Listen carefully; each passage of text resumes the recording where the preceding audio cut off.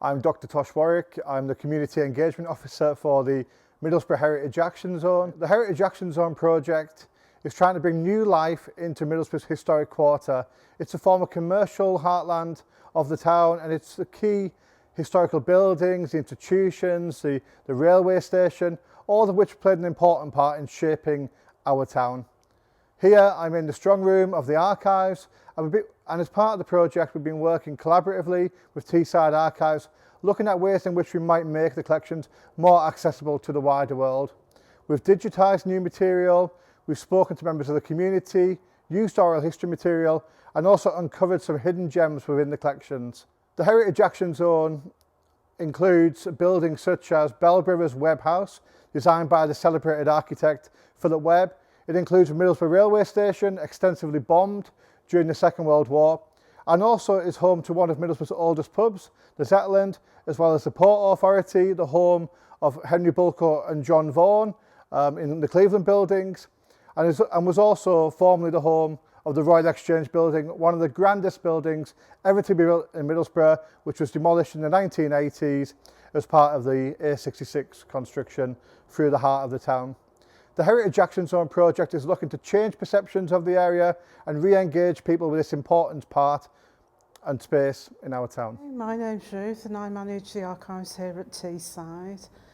The archives are collected by all institutions and also by people, by families. So they're the records that are created in the course of day-to-day activities, and they can be very, very varied. Our main function is to collect the archives created by the 4 Teesside boroughs, so Middlesbrough, Hartlepool, Redcar, Cleveland and Stockton as well. So we do cover quite a large area, and we will collect the records that they create as well as the records of local businesses, local families. So I can give you some examples. So we've got the British Steel collection, which is our largest and most prestigious, including things like the plan of the Sydney Harbour Bridge. And British Steel was made up of large firms that are well known around the world, so Dorman Long. We've recently got new material from Cleveland Bridge that are the successor company to Dorman Long, but also ICI, Head Wrightsons. So there is a wide variety of material that relates to industry. But the archives also represent local families. So, for example, the Pennymans, the owners of the Middlesbrough estate, as Middlesbrough grew as a town. And where we're sitting at the moment was the centre of the commercial district. So we had the Royal Exchange outside. You could see outside the statue of Henry Bulko, and the major offices of the firms, all the business that was conducted, banking, that type of thing. We do also have other materials, so there are lots of photographs here, there are oral accounts. There's a wide variety of materials, sort of anything you can think of, we will have it. And one of our major collections are building plans. And we've got a brilliant collection of building plans because Middlesbrough grew as a town really from the middle of the 19th century, which was when they brought in planning laws so that you had to record what you were building at the time. So there's a great record that shows the development of the town. And for the purposes of the Heritage Action Zone, that's really, really helpful. So working with the Heritage Action Zone, we're working in collaboration with Historic England, and they're very keen to know about the history of the buildings, how they've changed over time, the people that use them, and the development that's gone on. And as you all know, a lot of them are listed buildings now, including the Archives' own building. The Archives are collaborating with Historic England to work on the Heritage Action Zone, which covers Exchange Square and Zeppelin Road back towards the town centre. So those buildings, many of them are now listed, have had different uses over the years. Occasionally they've fallen into disrepair, and we have of course seen the A66 built through the middle of the town, which has had a big impact. But hopefully now the fortunes of Exchange Square are going to improve, and we'll see these buildings being regenerated and hopefully coming back into use. It is the centre of the town, the original historic commercial area where all the business of the town took place. The Royal Exchange outside, which was demolished in order that we could build the A66. And you can still see traces of the Royal Exchange in the stone heads that are out in Exchange Square today. We're hoping that this project will enable us to develop new audiences, because we will reach people in different ways. We've done a lot of digitisation in order to help facilitate this project, especially when you consider the current problems we've had with COVID. Reaching people in new ways is very important. It also means that you're not relying on people to come to any physical location to be able to access your collections, and that makes a huge difference. People already engage with us from all over the world. We get researchers visiting from Japan, we get people from Australia, so our audiences are very varied. But in terms of a project like the Heritage Action Zone, you're going to attract people who are perhaps local, and they might engage in different ways. So we might consider things like walking tours or developing resources for schools or for use with different community groups. So there's quite a lot you can do in this sort of field. Hello, I'm Lara, the archivist. I'm in one of our strong rooms, which holds the British Steel collection here at the Archives, and the British Steel collection is all of the records to do with British Steel and its predecessors such as Dorman Long and the Bell Brothers. A lot of the plans and photographs that we hold here have been used as part of the Heritage Action Zone, as the Bell Brothers building is within the Heritage Action Zone, and Dorman Long's head office was also the Royal Exchange buildings. The plans I'll be getting off the shelf today are actually for the Royal Exchange. They're the original plans from the 1800s, and they're kept in a flat portfolio to keep them safe and from getting them curled. Here at the Archives we have over 1 million documents, and that can be photographs, documents on parchment, documents on paper, vellum. We also have thousands of negatives and films, as well as other digital records such as CDs and DVDs, floppy disks, and a lot of digital records such as PDFs and Word documents.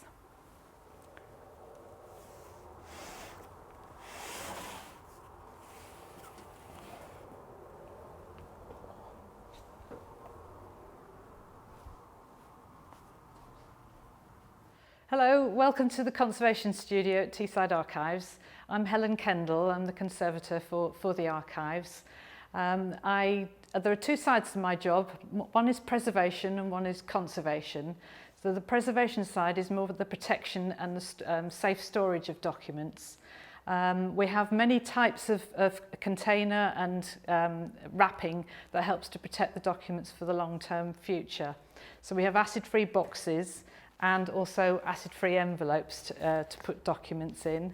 And then sometimes I make individual boxes for photograph albums and other books.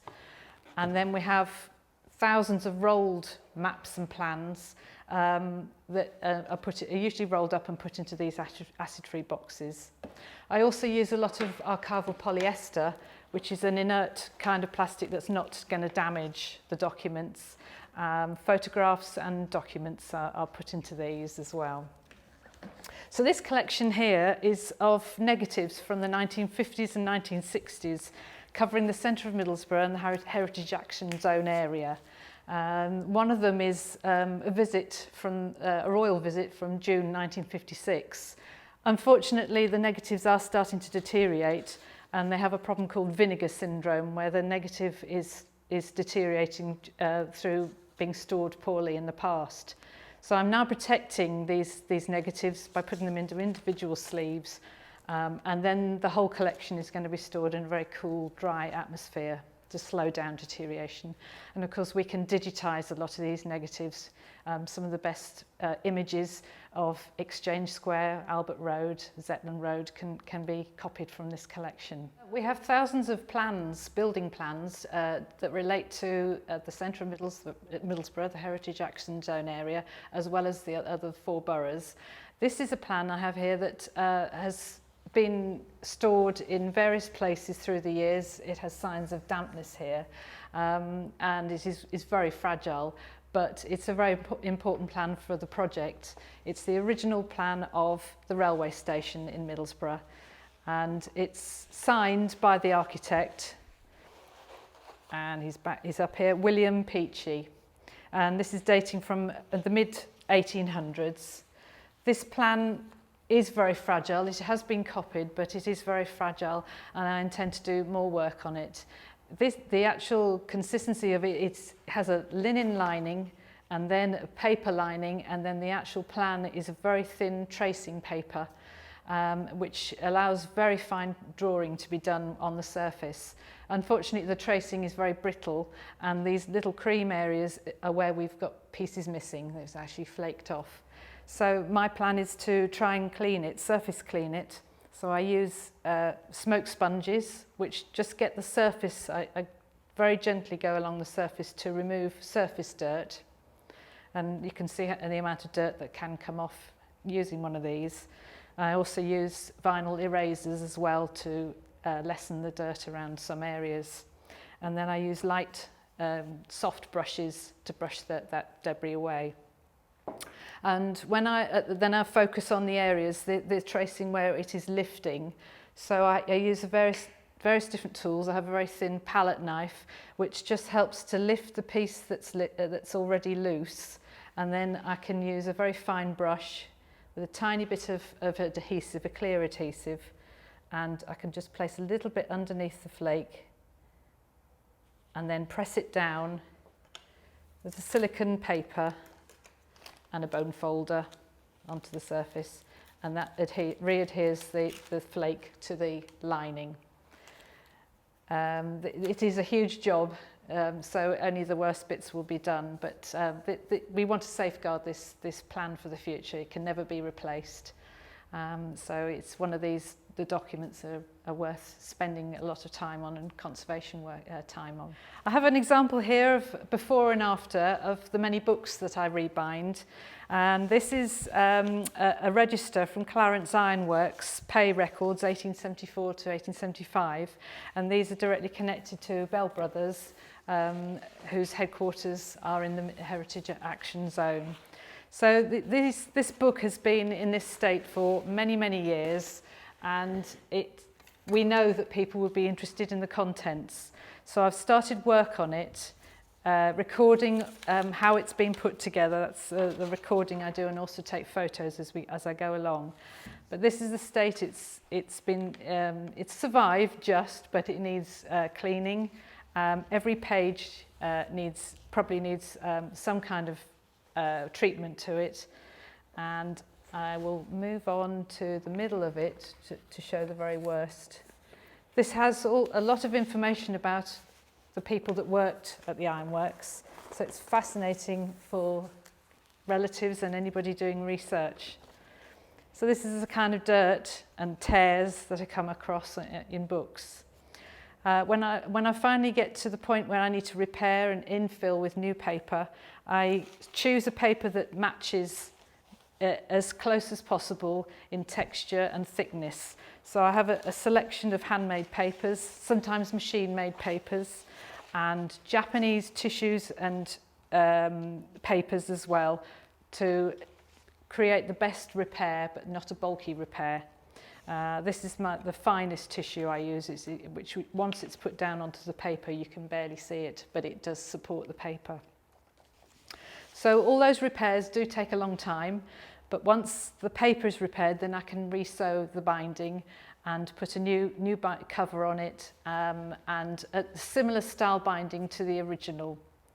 So this book here is also to do, this is North Skelton Mine Wages Rate book, and this has been rebound using goat skin, archival goat skin on the spine and corners, and book cloth on the covers, and then inside we've got new end papers, and there again these pages were badly damaged by mould through damp, being stored in a damp place. But it has survived now, and because it's been rebound, people can look at the documents and the information safely within. I sometimes do gold finishing on the leather if it's appropriate for that book, but the basic conservation is all to do with making sure that the paper is stable enough for people to handle it and to look at the information in the book.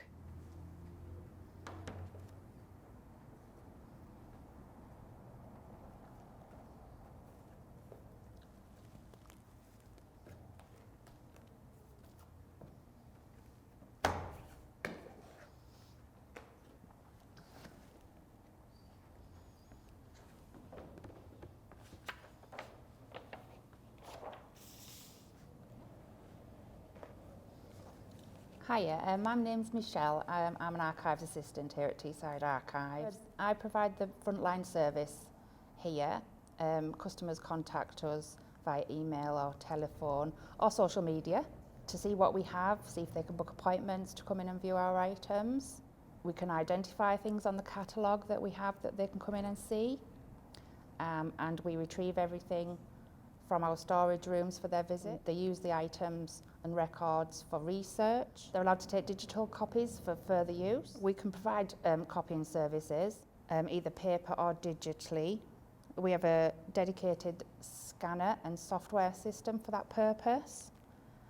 While they're here, we can check our catalogues to see if there's anything else we hold that will broaden the research. We hold a lot of things people aren't aware of, workhouse records, education records, hospital records. Gosh, there's all sorts we hold that people aren't aware of. Well, this helps them, especially if they're doing family history or local history, they get a broader picture. In our search room, we hold a lot of local maps, which people like to look at and use for their research. And we hold street directories, which people find very interesting. So the street directories we hold people use to plot the histories of the houses, which is very popular at the moment. And we also hold old planning applications from the 19th century.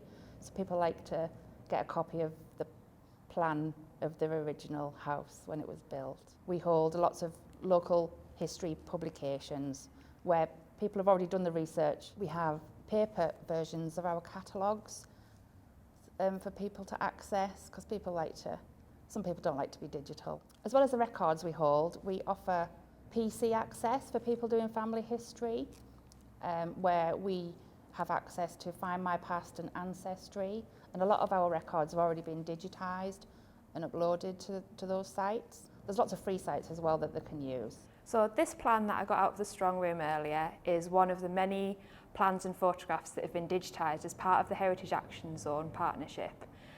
These plans, as I said before, are the floor plans for the Middlesbrough Royal Exchange that was demolished in the 1980s.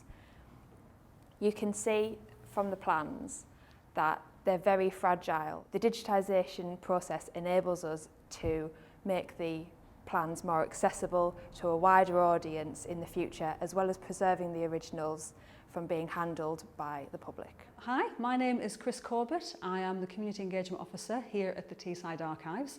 And it is my job, as it says on the tin, is to engage the communities with what we've got actually at the archives themselves. So we're all about getting the archives out into the community, using the resources in lots and lots of different ways. I mean, the Heritage Action Zone, the High Street Heritage Action Zone has been brilliant because it's enabled us to digitise a lot more material than we currently have, which obviously makes it far more accessible because then people can get online and they can actually see it rather than having to physically come into the building itself. So basically, the kind of thread I think we're looking at really with the Heritage Action Zone is what we do, how we record buildings, because obviously the Heritage Action Zone is all about buildings. We've got some incredible old buildings here. It's the historic commercial heart, the beating heart of the town. You know, it was the first thing that you saw when you got off the train, which in the 19th century was your main way of getting into the town. So it was a real statement piece, all the buildings around here. And so we're looking at kind of the different ways in which the archival material helps to record those buildings. So for example, we've got lots of plans. Obviously, I think Helen's been looking at plans in the earlier piece. We've got lots of historic maps showing the development of Middlesbrough and how Middlesbrough grew from quite small beginnings and obviously took over all of this area. We've got a lot of photographs, and I've got a few of them laid out here. Some of the best ones are actually from the planning collection that we have, CCPL, which is a fantastic record of all the different buildings, all the different detail. But we've also got some really nice personal collections as well, because the archives isn't just about official records, it's also about people's own personal collections, which are just as important. And we've got some really nice little Polaroid snapshots of the area from the 1980s. So it kind of shows you that this area, people were really proud, have always been proud of Middlesbrough and its heritage, and they wanted to record it before it disappeared, really. So it's quite a nice story in itself. We've got lots of publications, we've got books, you know, that date from, you know, the 19th century, early 20th century, that are basically showcasing the town and saying, look what we are, and look what we have, and look what the buildings mean to us. So we've got some really nice material in there. And it's also, the story and the history of the town also comes through our oral histories and the stories that we actually have, you know, people's personal memories, because at the end of the day, these are just buildings, but it's the people who give them life. So whether or not they were kind of a commercial property, whether or not they were lived in, became residential, you know, that's the story of the building, how it kind of evolves. In terms of, particularly in terms of community engagement, what I intend to do is I intend to take out the Teesside Archives on tour, and I want to take it out into the community and show people these images, show people these photographs to help trigger their memories and their anecdotes and their stories, and how, you know, the personal connections that they actually have with these buildings. And particularly in relation to school groups, the Historic England, who obviously part fund this project, have got these wonderful resources looking at heritage at risk and encouraging the children to adopt almost like a particular building and to make a case for keeping it. Because obviously we've got a lot of buildings who they no longer serve their original purpose. You know, we've got banks which aren't banks anymore, they're kind of more offices. And how does an old building evolve to kind of keep up with that particular development and that story? Because old, you know, buildings, when they become empty, that's when they start to deteriorate. So we really need to repurpose them. So the children, they have to gather their information. You know, we want them to come out and take photographs, do sketches. We want them to do some research online so they can find out what those buildings were used for, what they're used for now, what they could be used for as well, what the future actually is, and to empower those young people to feel proud of their heritage and to feel pride in the town where they come from. Because I always feel, in terms of heritage and history, it's by looking back we can actually look forward and move forward and develop.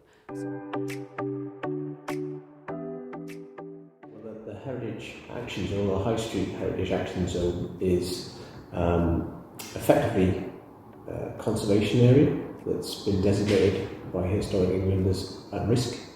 And basically what that means is that they feel that there could be more input and more funding into the area. And there are a lot of empty buildings, unused spaces that they feel could be better used to enhance the area. So the High Street Heritage Action Zone is a funding stream from government, about £95 million, that's being delivered by Historic England and local councils. And I think there are about 70 high streets across the country that are using that funding. Middlesbrough is definitely one of them, yes.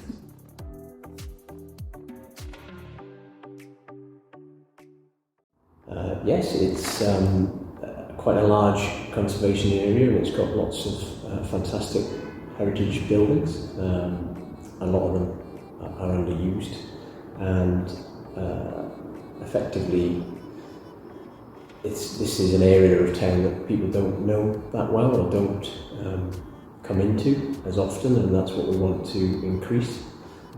So we're trying to get the funding from Historic England to be used by building owners to enhance these buildings, get them better used, get different uses into them.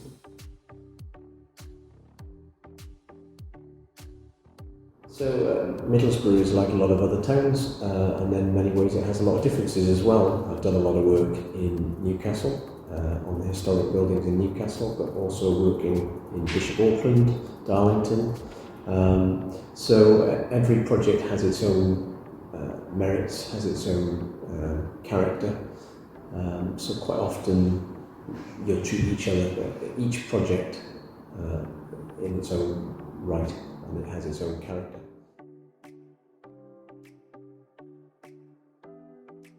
The Heritage Action Zone is centred around the station. The conservation area used to be the station conservation area, and then it was merged with another one to form the historic corridor. And alongside the funding and the rejuvenation of the station that's going on at the moment, the Heritage Action Zone is putting funding into the buildings around that area.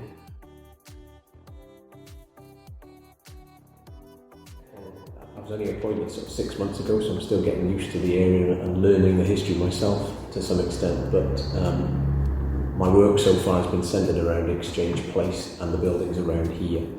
We've got a couple of buildings on Zeppelin Road that we're looking at the moment, but certainly the buildings that front onto Exchange Place at the moment are fantastic. This one, Commerce House, and the Zeppelin buildings just along the road. But there are so many, so I'm still expecting to find quite a few.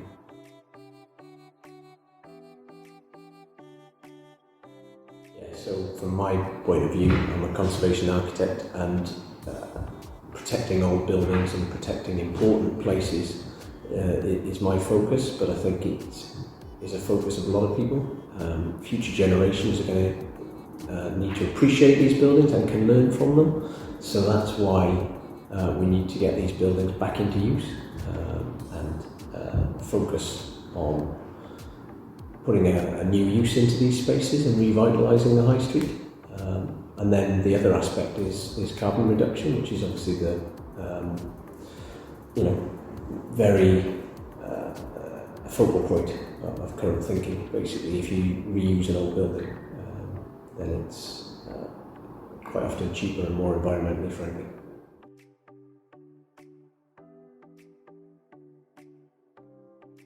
Historic buildings contribute so much to urban centres. They are quite often the underlying character of a place, and a lot of people will visit or spend their day-to-day time in the centre of a town, and the memory that they take away will be of the buildings and the spaces that they've been in that are surrounded by buildings. So they have stood the test of time, and quite obviously becoming derelict and is not looked after. It impacts more heavily on a space and more detrimentally on a space than if you've got a building that's well looked after. And it's very quick to change the impression of a place if a building is not looked after.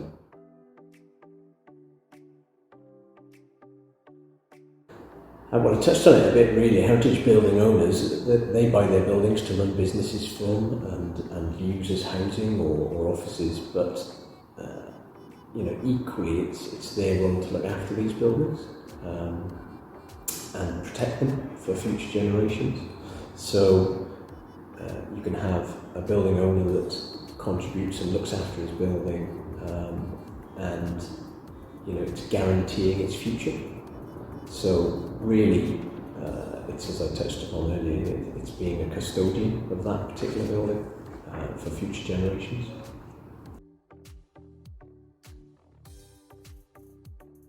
Within the Heritage Action Zone, I'm currently lucky enough to be working on Spenceley's, which overlooks Exchange Place, which is a former bank, and a bank manager's house as well, which is quite interesting. So at the moment my focus is on that, and that's quite special.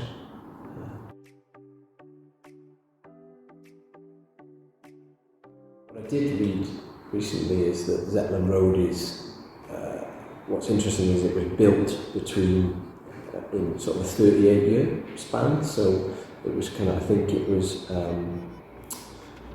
Deltic House in the middle, which was built in 1868, I think, and then Zeppelin Hotel, which is next door to it, was built in 1890, so sort of 30 years spans the age of that street, so it's quite interesting.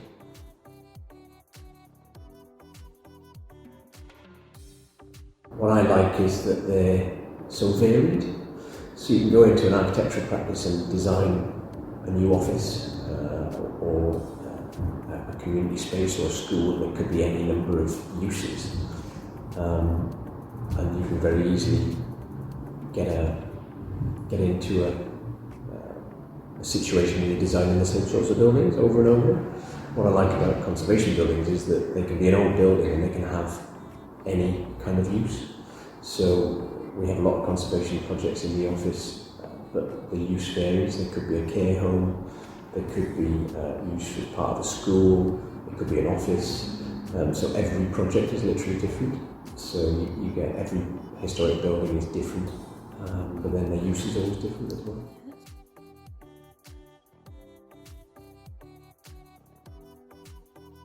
Yeah, quite often people will think of historic buildings and think, they're not very exciting, but for me, from an early age, I like to know how things were put together and how buildings were built, and I always seem to be drawn to the more, a lot of kids have drawn the castles and things like that, and I was always drawn to how these things went together.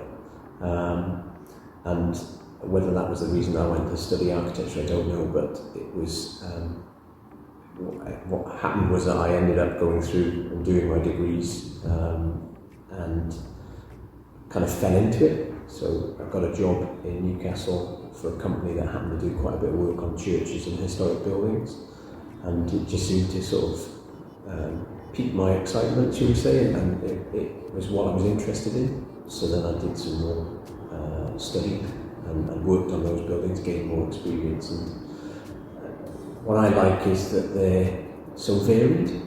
So you can go into an architectural practice and design a new office or a community space or a school. It could be any number of uses, and you can very easily get into a situation where you're designing the same sorts of buildings over and over. What I like about conservation buildings is that they can be an old building and they can have any kind of use. So we have a lot of conservation projects in the office, but the use varies. There could be a care home, there could be use as part of a school, it could be an office. So every project is literally different. So you get every historic building is different, but then the use is always different as well. We hope you've enjoyed this tour of Teesside Archives, and we want members of the Middlesbrough community to learn more about our heritage, rediscover the Heritage Action Zone, and learn more about our past, present and future.